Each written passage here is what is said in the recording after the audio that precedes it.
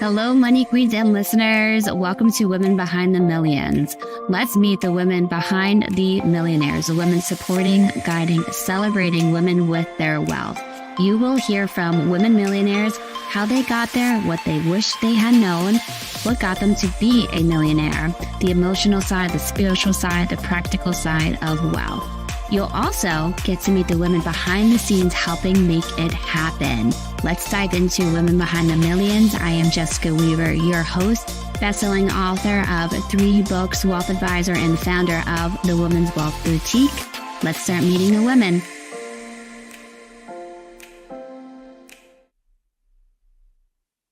Hello, ladies. Welcome to Women Behind the Millions. We have a very special show for you tonight, part of our 3rd season already. Thank you so much, ladies and the men. We have the men in our audience, about 30%. Thank you for watching and supporting us here at Women Behind the Millions and Pink Fix Productions. Tonight is all about your style and how you feel in your clothes. And as season 3 is all about divorce and dedicating it to our newest book, Divorce Decoded, here at Pink Fix Productions. Each episode is one of our featured authors of the book. And tonight, as I said, it's about style, your brand, how you feel. And why will we tie that in with divorce? Well, think about it, ladies. You've dedicated an entire wardrobe, right, to your man. And now that's changing. And you are taking back that power, that control, the freedom to now really dress how you want to dress and be authentic in that. As I was looking for a quote to start today, I love this mantra. I say it every morning to myself. You probably noticed the trend of what I do here. But it's something amazing, something wonderful is always on the verge of happening. And what if we dressed ourselves every morning with that intention that something amazing is going to happen to me today? Another favorite of mine is I love when life or God surprises and delights me. Well, imagine if we dress. What is going to surprise and delight me today as well? I was recently at an event, spoke on a panel for our book, Financial Trendsetters, and it was a female conference. And Katie K, author of The Confidence Code, she is a badass. She's amazing. She spoke on stage, and what was shocking was that the number of women in the C-suite, so CEOs, COOs, right, CCOs, CFOs, is on the decline. It's on the decline. Less women are stepping into the C-suite, becoming CEOs. And she went on through the whole presentation on why is this happening? We've had so much progress, so much momentum. What's happening there? And it really came down to power. And the traditional old sense of the word power, which, especially on the masculine side, is a one-sum game, right? You have power over somebody. So there's a winner and a loser when it comes to power. Well, it's needless to say, women do not like that definition of power. So it's not shocking that we don't want that role anymore, and how we really need to redefine what power means to us, to me, to you. What does power mean to you, so that we stop shying away from these important roles in corporations, CEOs, the CFOs, and whatnot, but to relook at it and how we want to shape and redefine that role, power in itself. I swear there's a point to my story here. So as she's going through, what does power mean to you? This one really hit home for me. Power allows you to be authentic to who you are. And such a big part of who you are is how you dress. It's how you have your hair. It's how you put your lipstick on. And I remember, and if you've been following me on my social media, Pink Fix My Money, you probably have seen this picture of me. I wish I had it right now, where I am black suits, hair is pulled back, very little makeup on, and just this basic smile. And then you compare it to me today, bright, loud, hot pink. I even have hot pink shorts on today, my pink lipstick. And that to me is what power has allowed me to do in starting the Wealth Boutique and Pink Fix Productions is allow me to be me and not how the financial industry wants me to be, which is, right, navy, gray, black, maybe some green in there. No, we can be loud, we can be pink, we can be bold, we can be feminine as well. And I'm so excited for tonight's show. And we're going to dive into that tonight. So ladies, if you feel that you have been dressing a certain way to cater to other people, let's redefine power and allow you to embrace your power and your authenticity and how you want to show up in this world. So I'm going to bring up to stage Donna Cates, our co-host for this season on Women Behind the Millions. You were looking fabulous tonight. Well, thank you. I don't have as much sparkle on as you, but I absolutely love your sparkle. I love a good animal print.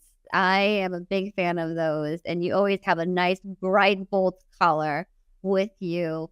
What are you looking forward to about tonight's episode? I'm really curious to hear what Katie has to say about the power that our wardrobe has over us and the way that we feel, especially when we're talking about the subject of divorce. And then two, how we can actually modify that and show up. It's kind of like, when COVID first hit, people were working from home and they were literally working in their pajamas. That didn't work for me. I had to put on the fancies just like I was going into the office in order to have the right attitude. So I'm curious to hear about how clothes really can have that transformational impact on how we show up. Oh, yes. Yes. And you're right. I feel very drab and my energy is different when I don't have, it's like your cape, right? Your superhero. That's what I always felt with my lipstick. It was my cape or my superhero mask that gave me that little umph I needed. I know some women, it's that high heel shoe that makes them stand up taller and straighter and strut as they're walking through. I feel like women, I love to talk with Katie about this as well. Like what's that go-to thing in their wardrobe that just gives them that extra umph we might need sometimes as well. So let's talk about Katie Kabel. She's a personal stylist and certified image and color consultant. Well, we'll have to talk about that too, Donna. She works with women who are sick of settling for just okay when it comes to their wardrobe. She loves to empower women to tackle their personal and professional goals by aligning their wardrobe with their personality and values. I love when you can see somebody's outfit and you can tell she's got a personality behind it. She's got some jazz behind her, some like bling and luxury, and there's a story behind it as well. So let's bring Katie up onto stage tonight. Katie Kabel, welcome to Women Behind the Millions. How are you? I'm doing well, thank you. Thank you so much for having me here. Thank you for being here, and you're even donating pink for us. So yes, I am. I don't have too much pink in my wardrobe, but this is one of my favorites, so I put this on for you. Thank you so much. What is what we were talking about before? What is that staple piece that you love to put on that gives you your superpower that you feel? I think for me personally, it is a pair of well-tailored jeans. Yes, because I love versatility. I am a bit so versatile. Yes. So, and what I love is, our society has become very casual in our dress, but a well pair of tailored jeans, and I don't mean the ones that, you're hanging out in the backyard in, you got big holes in them, the ones that are a little bit, my favorite pair is they're my trouser denim.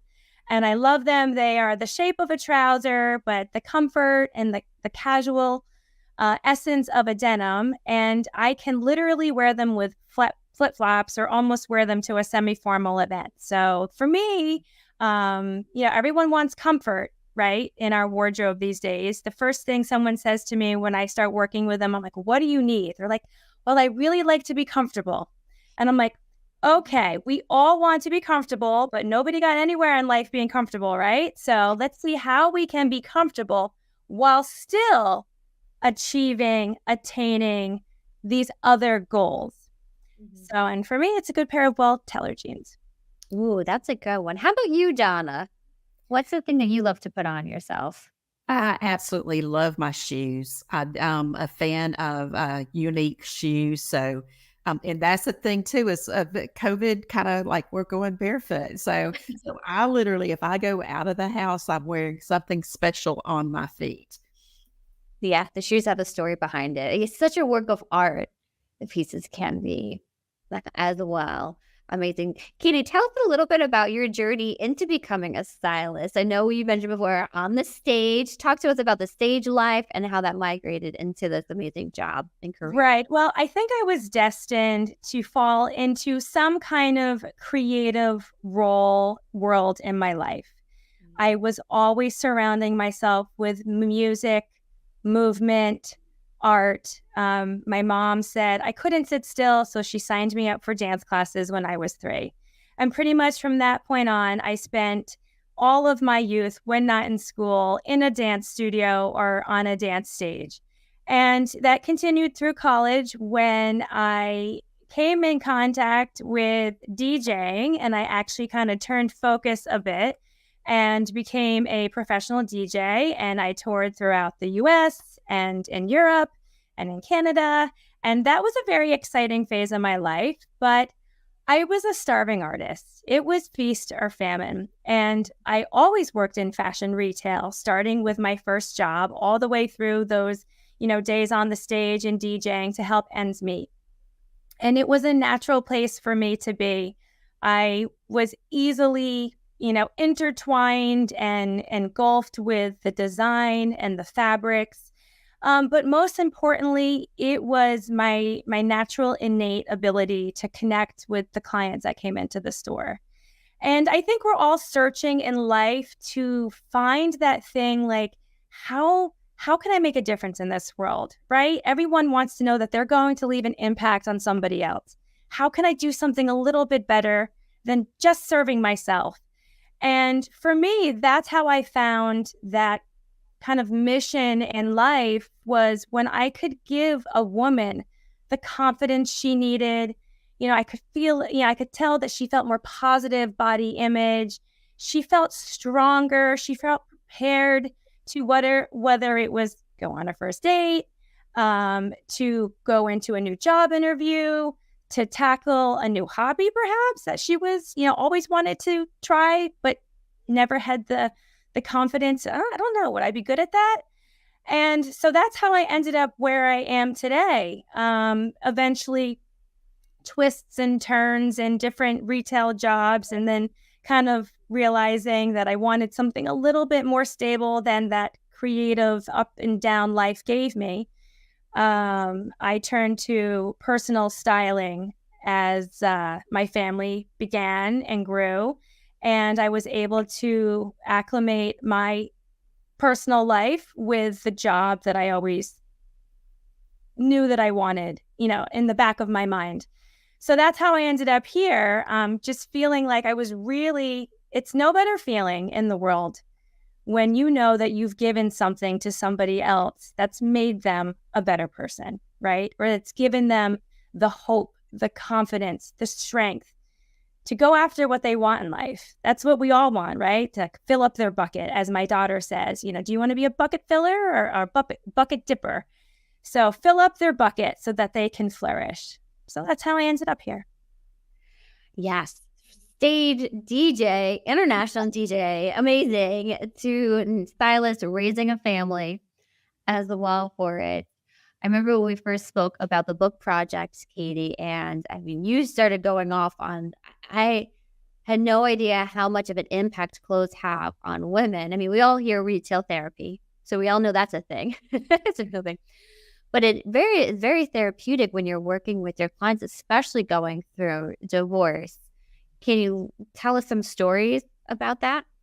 Sure. So, retail therapy, I think everyone thinks about retail therapy going out and just spending useless money, right? So I don't really condone retail shopping for therapy, right? Because if we're doing that, then obviously we're not, helping something else that's going on inside. But there is certainly evidence-based information there that talks about, serving yourself and investing in yourself and pursuing your personal wishes as opposed to those of the people around you can really make an impact. So for instance, there was one of my clients, when I first met with her, she had lots of bright colors in her wardrobe and lots of florals. Nothing wrong with that. Nothing wrong with that. But just the process of when we looked into her wardrobe, I'm like, well, tell me about this. What is it about this that you like? And she said, I don't really know. I don't really know what I like about this. And just the process of going into the closet and really talking about, why are we drawn to this? What is this that brings you joy? Tell me about how you've used this piece in your life.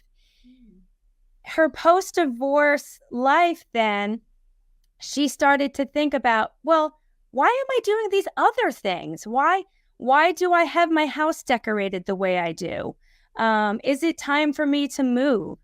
Do I want to stay in this job? So what seems like a really insignificant, let's just look at a few pieces of clothing, open the door to begin a larger conversation that she ended up having with herself after that experience that we did together, just starting with the closet. That's incredible. I'm thinking like an audit, and each article is now opening up that part of their life, their work life, their home life, their children's life, with their the girls' night out, right? It's not just representing, it's not just that piece of clothing. Right. Another, what can often happen too in post-divorce life is you go into a wardrobe and obviously our clothing, and I say the closet is like a giant memory box, right? Because everything has a memory, has a moment tied to it. Positive, maybe neutral, or, post-divorce could be very negative. And there's a fear in, if I get rid of this, right, then it's like I'm removing that past. I'm afraid to move on, right? I'm afraid to remove it.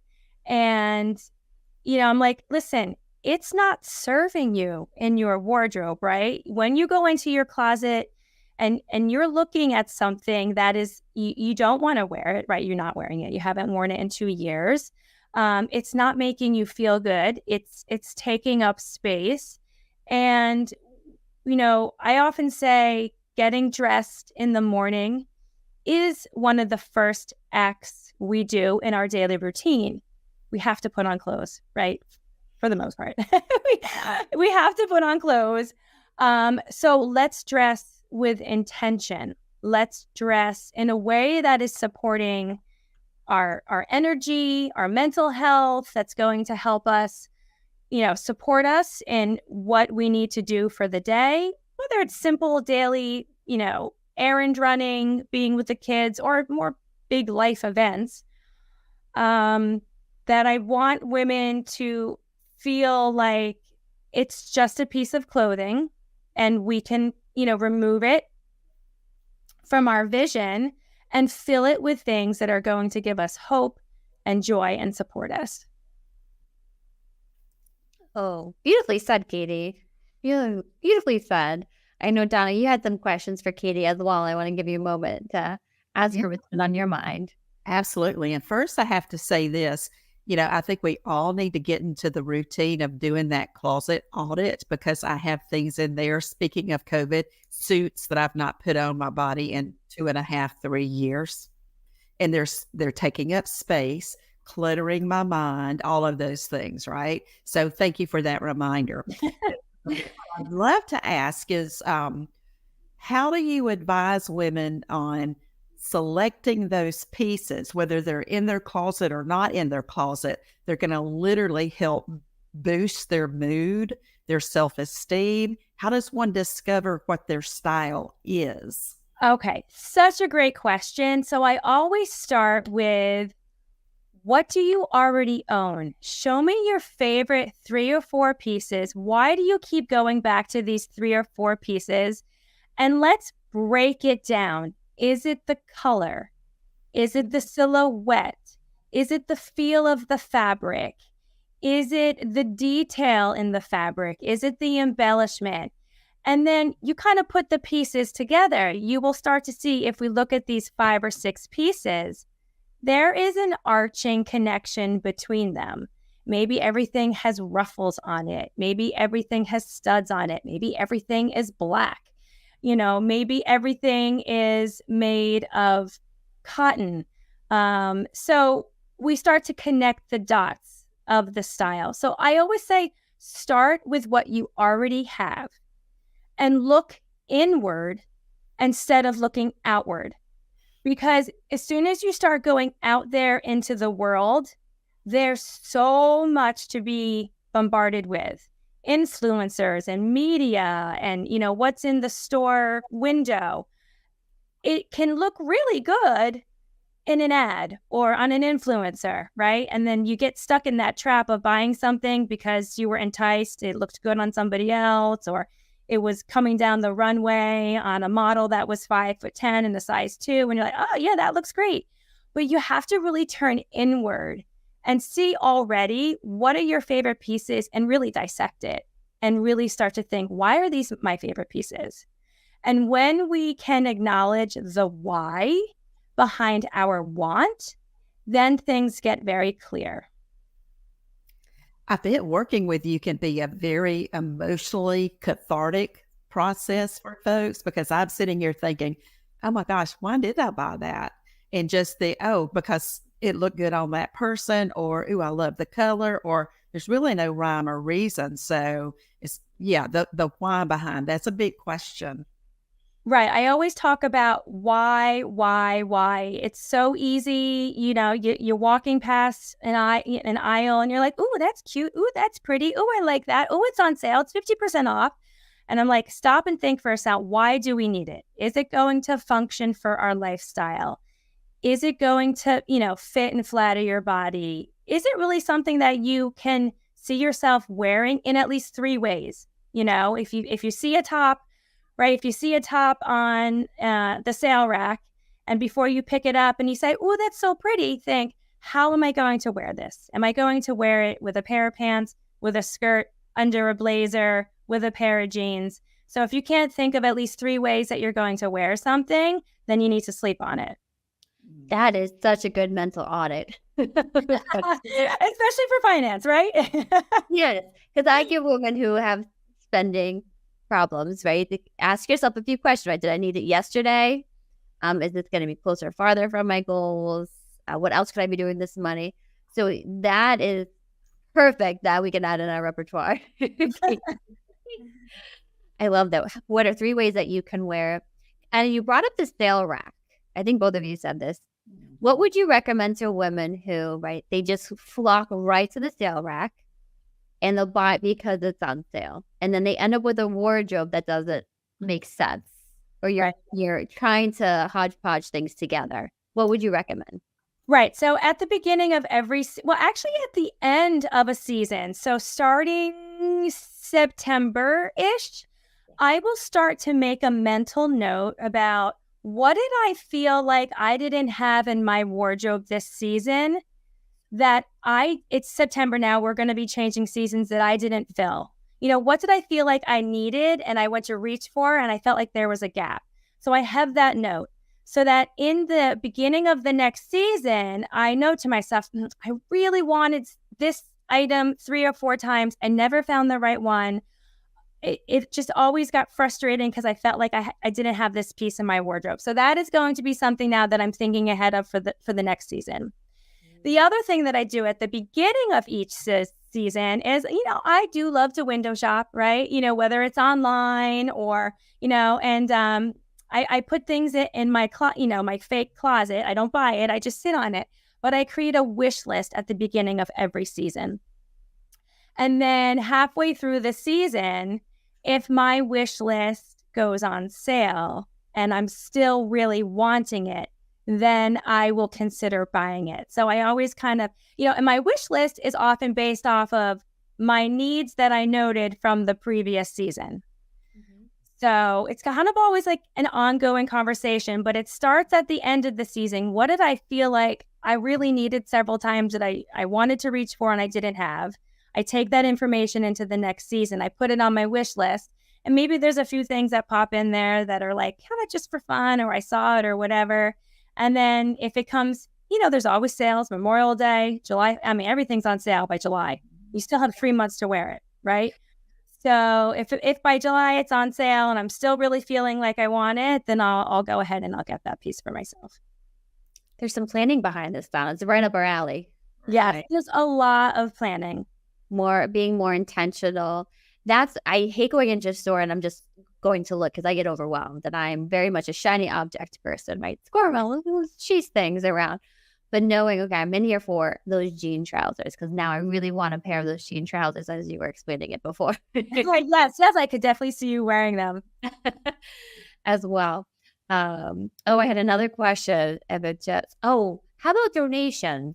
Are there good places that you would recommend? As Donna mentioned before, those old business suits. Since COVID, we've got more casual, or we're leaving a relationship and some of those clothes feel too stuffy for me anymore. I want to change up my style or really hone in on my more authentic style. What would you recommend, Katie? You know what? To be honest, I'm not going to recommend anything that nobody hasn't heard yet.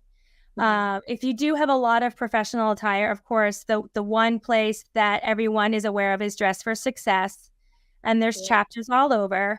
I think they only take in clothes quarterly, though. You can't just like stop in whenever you want and drop off a few bags. So it does have to, think ahead. And obviously, the other obvious donation places, churches, your consignment shops. A lot of people ask about consignment or your secondhand shops. You need to be honest with yourself. Are you the person that is going to follow up with that? Because I'm not. I'm not going to go in and then follow up and be like, okay, did my item sell? I'll collect my $15. I would rather just purge, give it to someone that I know can use it, can wear it right away, be thankful for it. And then I'm like, oh, okay, that's one less thing that I need to think about. Now I have space. It's a win-win. It's out of my hands. It's out of my space. And I gave it to someone that I know can use it. So I will often give it to just, people in my surroundings that I know. I have children, so I'm always handing down my children's clothes to other children. That is amazing. And they tend to go 3-4 times down the line, which is awesome. So I don't think I can offer anything that nobody's heard of before in that area, but I just recommend give it to someone that will be thankful and can use it. Appreciative. How about, I've heard of some parties where you might bring, maybe it's an outfit that doesn't fit you anymore, but you loved it. And then you kind of do a swap, or jewelry is another great series where you can really swap those out with each other, with your friends, have a cocktail party. That is a great idea. I've never hosted one. I've never been to one, but I'm really hoping that I get invited to one because that sounds like really fun. Yeah. That is a great idea. Yeah. And jewelry is great because then you don't have to worry about sizing, right? And jewelry doesn't really show wear and tear like clothing does. And if you're like me, I know we talked about, we might talk about color. I always thought that I had a warmer undertone, and lo and behold, I now know I have cooler undertone, and I have all this gold jewelry that I'm like, I don't think I want to wear that anymore. So that was perfect segue. Okay. We're running a little bit beyond our usual time for this, but color. Let's end another segment here, Katie, with color. Talk to us about how you work with women to find out what are the best colors for. Is it their skin tone, their hair? What goes into it? Right. Well, I just want to say one thing before I get into the color analysis is color is energy. That's the most important thing, right? So when we're talking about color and color psychology, I talk a lot about, what is the mood that we want to be in? So color can certainly help enhance a mood. It can help, raise our mood, it can help us focus. It can help make us feel a little bit more positive. And it can help relax us, chill us out, right? So that's one thing, is color is energy. The other thing is color analysis, and color analysis is really hot right now, and I've become really obsessed with it. And what color analysis does is it looks at 3 key features of a person, and it is their undertone, it is the chroma or the intensity of their coloring, and it's the value of their coloring. So light versus dark, deep. And when we look at those 3 things, it will really help guide us in what colors will enhance someone's natural beauty.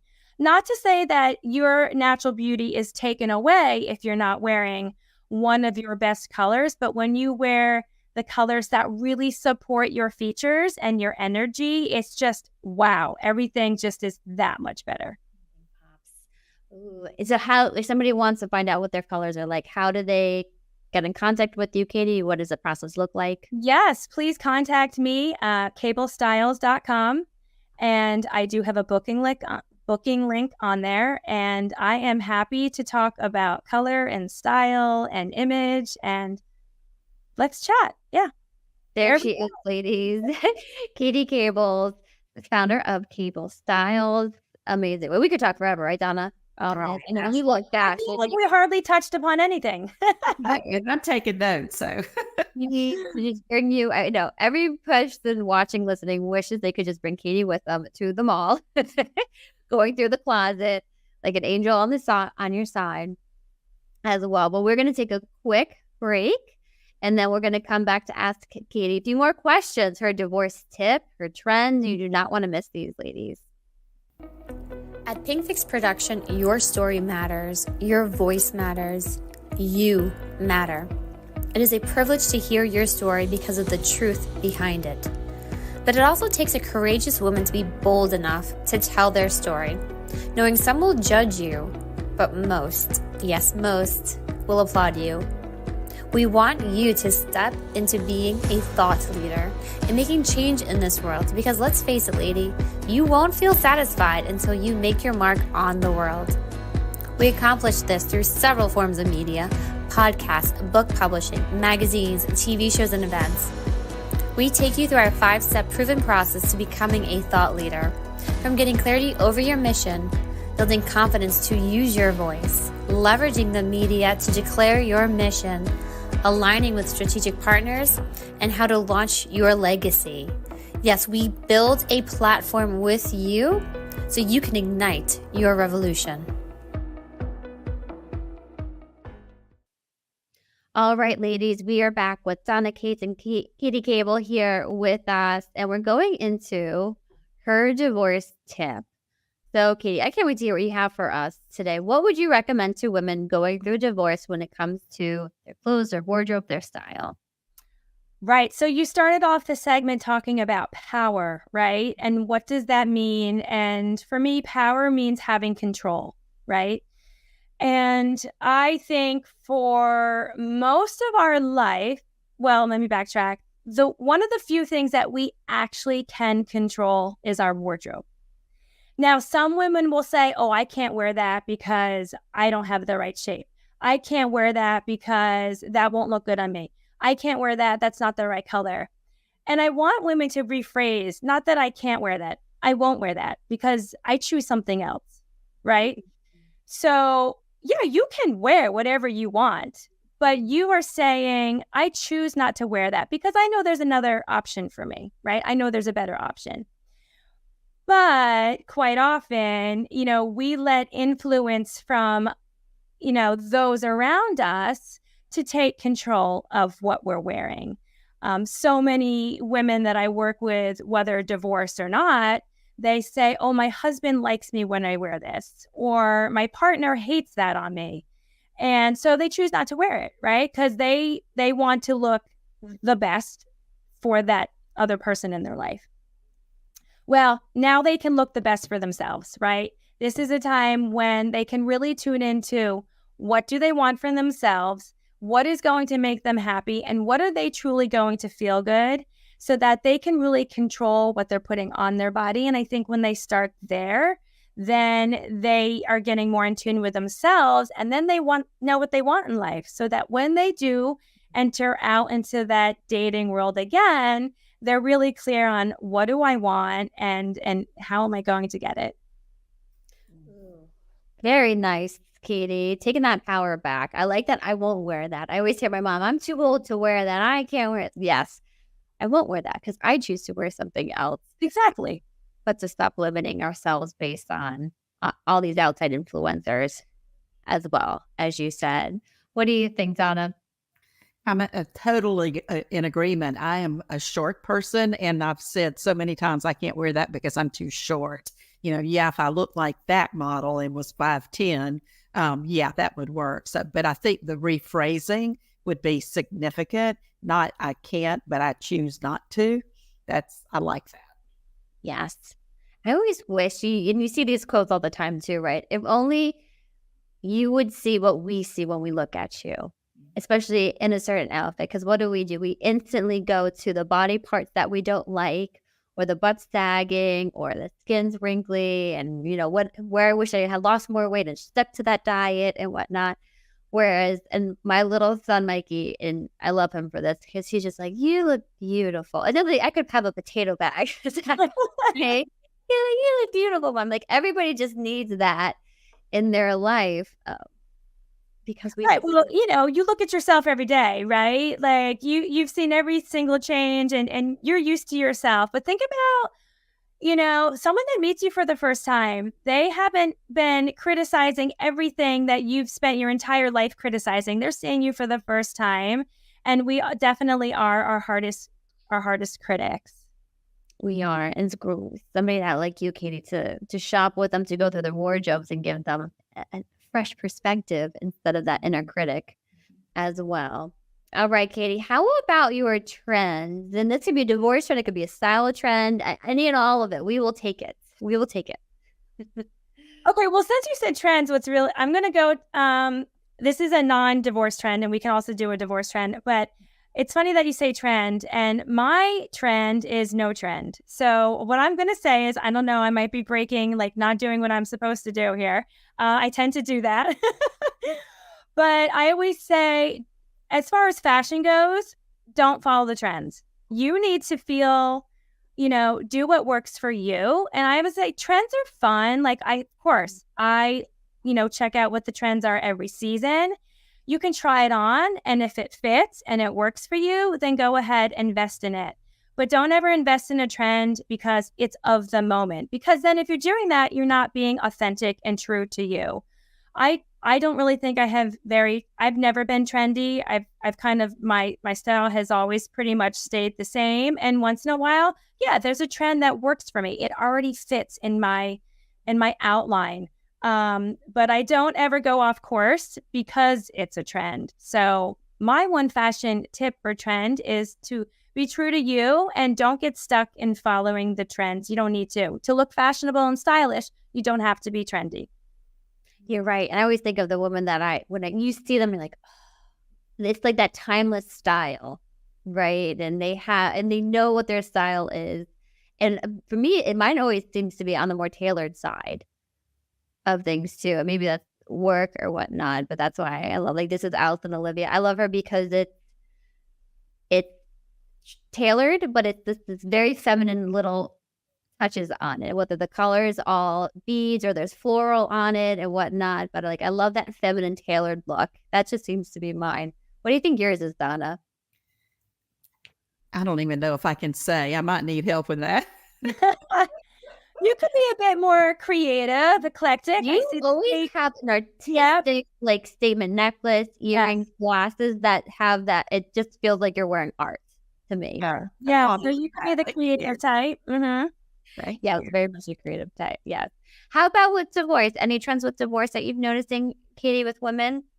Yeah, I do think there are a lot of women reaching out to me that are just, after divorce, they're like, enough of enough. Like, I'm sick of, always pleasing somebody else. And it goes back to, what we were talking about before is like, it's time for me to satisfy me.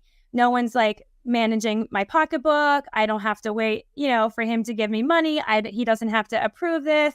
So just really dressing for themselves. I think there's a lot of women that are celebrating, coming into their own and using the wardrobe to get them there. That's a piece of the celebration, a piece of the puzzle of using the wardrobe to get them there, to finalize that independence. It's one of the pieces in getting there. Yeah. Yeah. I feel like that bridge. Mm-hmm. The haircuts first, right? Change the hair and then the wardrobe. I just read a book and it's the breakup bangs. Right, you get a new hairstyle after a breakup, and hers was chopping it off. She's like, "You always regret bangs." Her best friend said she was like, "Yes, I regret them." Well, she should have done the wardrobe instead. Yeah, yes, much easier, much quicker, and not so regret. Not so much regret for it either. And we talked about this a lot on this show too, the great divorce. So women who are divorcing later in life, and I believe we said what the statistics around 70% of divorces are gray divorce. Correct. As well. So now you're thinking retirement and newly single. That's a whole different ballgame when it comes to what are you going to wear every day, right? The suits are gone, those stuffy shoes, corporate life is probably gone, and now it's retirement and I'm single. That's got to be a whole refresh, I would imagine. Right, and menopause. And body changes. We need to talk about body changes. So it's like a great trifecta. Katie, how about the woman who has had a recent body change? Maybe they just had a baby, their body's not bouncing back, menopause, they're not quite feeling the same, they had a surgery, things like that. Well, how do you work with women when it comes to this? Right. Well, I always try to say, let's just be kind to ourselves for a moment. You know, you've gone through a really hard thing. You know, whether it's post-baby, post-surgery, post-illness, you know, menopause, very hard. So I just say, let's just take a moment to be really kind. Okay. And I, you know, I really encourage women to come from a place of acceptance. Okay, let's just be kind. This is going on, and let's try to accept, and let's move forward from where we are. Because, you know, a lot of us will say, well, 5 years ago I was this size, or 5 years ago I was wearing this. And, you know, it's just kind of the same thing when you're looking in the closet, right? Like, okay, that was 5 years ago. This is now. Different doesn't have to mean bad, right? Different can be amazing, can be exciting, can be hopeful. So just because it's different, you know, doesn't mean it's bad. It really opens the door. If we're coming from a place of acceptance and I'm going to make this work for me now, then we can get amazing, beautiful results. Ooh, very nice. We say this about all our ladies of Divorce Decoded, very heart-led. And as we started the episode, very therapeutic and cathartic. Doing this work with somebody like you, Katie, instead of them getting down on themselves, having that nice friendship and relationship there is huge. Let's do a quick promo for Divorce Decoded as we're talking about it. All right, Money Queens, introducing our newest anthology book at Pink Fix Productions, Divorce Decoded, a manifesto for women navigating divorce and beyond, coming fall of 2024. For more information or to purchase, go to pinkfixproductions.com.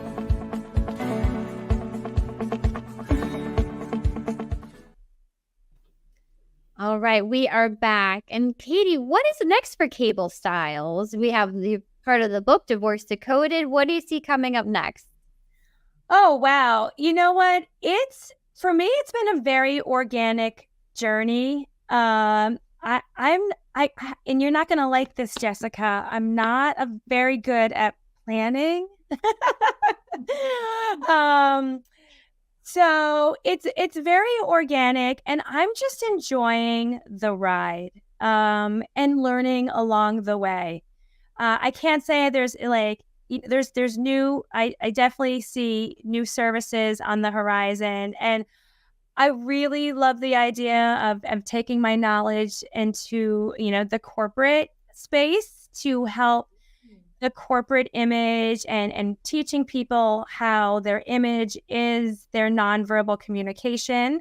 And so I think that's the next big step for me, is starting taking the stage in more speaking engagements and sharing people how their image is communicating for them.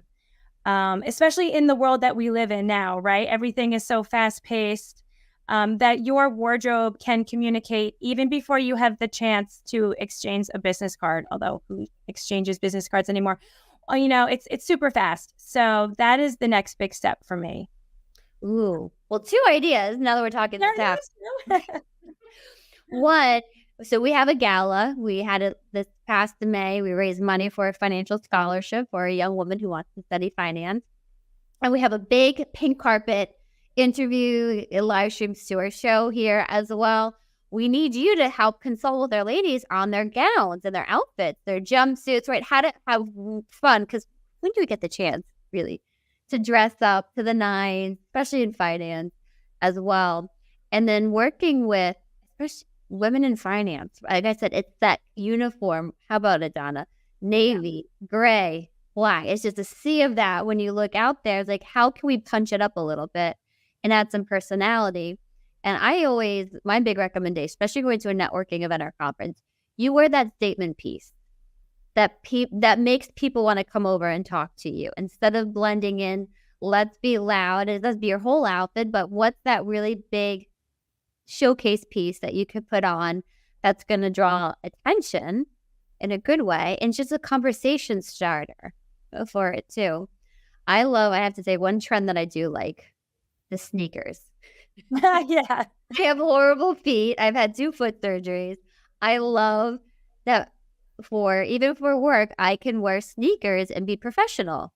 That is the trend that I think needs to stay. I have to say. I agree with you on that. I love a sneaker with a tailored suit.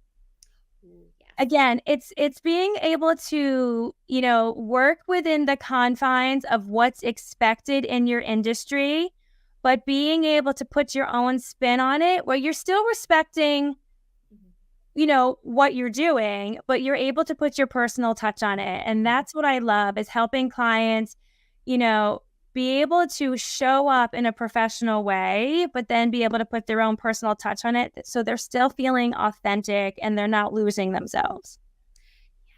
Yes. And I'm not saying my running sneakers, right? These are nice, professional, polished, fun, funky, maybe platform sneakers. And even at our gala, Katie, we had women, and I was one of them.